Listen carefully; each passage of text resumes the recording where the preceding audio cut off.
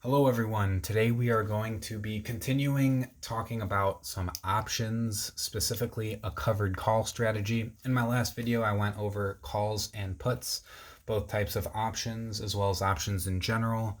So I really enjoy options and I wanted to just continue it for this week. Today we are going to go over a basic strategy called covered calls. Basically what covered calls are is when you own 100 shares of a stock and then you simultaneously sell a call option on those shares while you own them. And what this option does is it's used to generate premiums, which I did go over quite a bit in my last video. I would recommend checking that out first if you don't know what those are. But basically, premiums are going to be received when the option is sold and the seller gets the premium and then the buyer pays the premium. And some of the things the premium is affected by are strike price, expiration, and volatility. Again, I go over that in my previous video.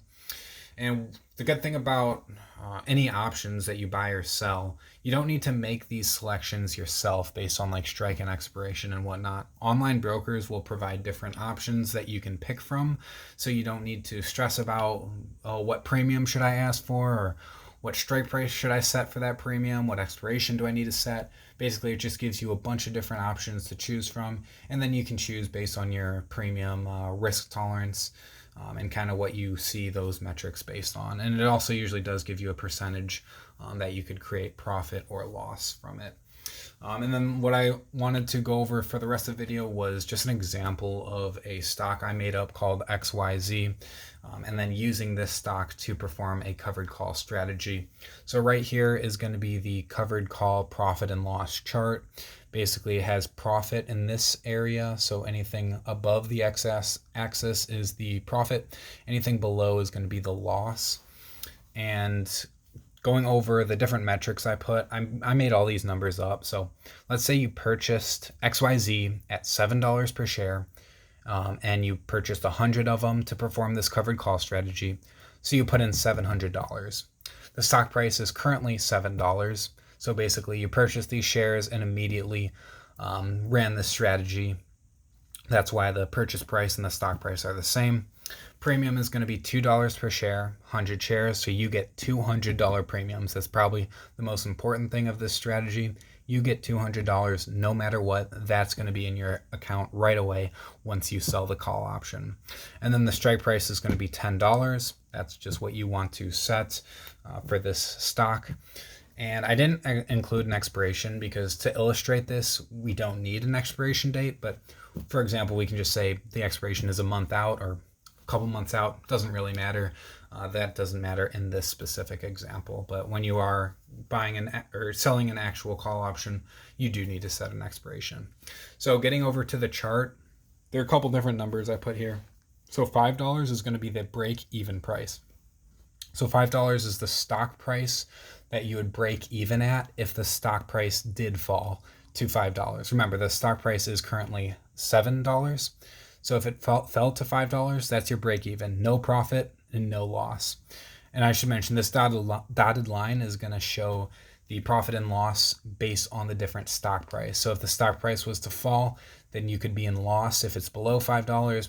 If it rose, you would be in profit for all of these stock price ranges. So the best way to go through this, I think, is just an example. So stock price is at $7. Let's say it does fall to $5 at expiration. So that's going to be your break even. And kind of to explain why $5 is the break even. So you have $700 initial investment from the $7 and 100 shares. And if it fell to $5, that would be a $2 per share loss because you own those 100 shares at $7.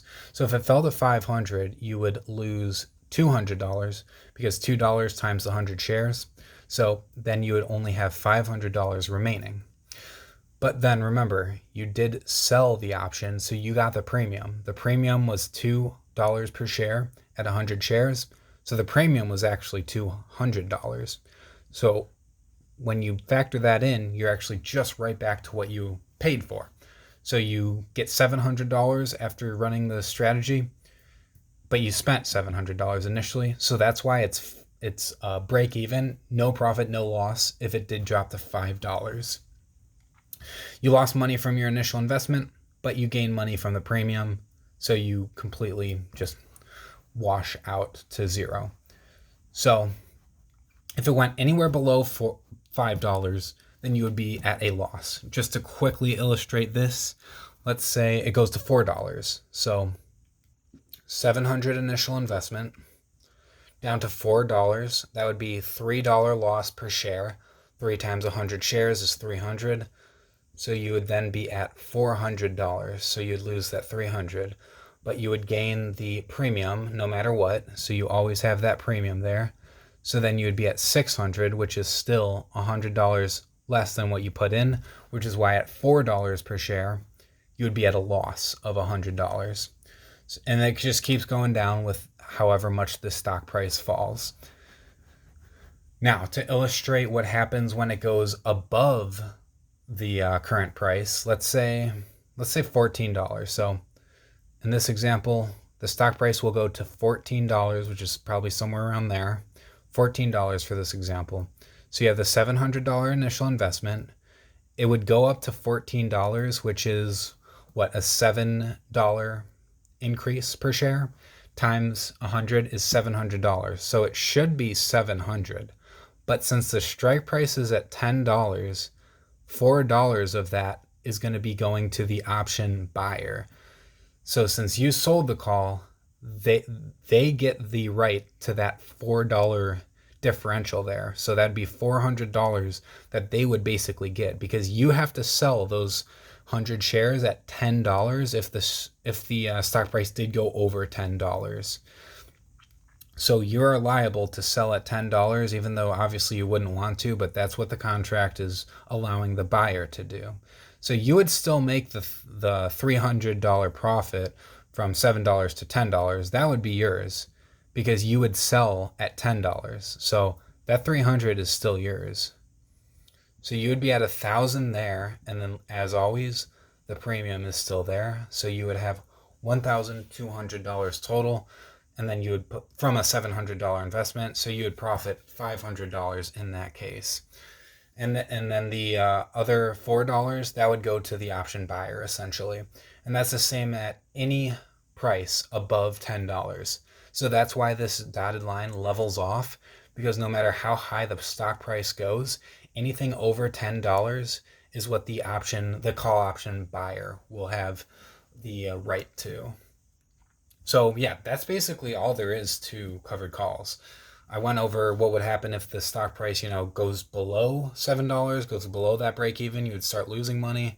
And then above $10, you wouldn't lose money, but you would be capped at how much money you would be able to get. So again, this is just a made up scenario with some numbers I pulled here. It could happen. I don't know. This would probably be a very volatile stock to have a premium of $2 with these metrics, and expiration would probably be pretty far out. But this is a scenario that could happen. And that's why you would want to sell a call option here, just to collect that nice premium. So yeah, if you have any questions, let me know. Thanks.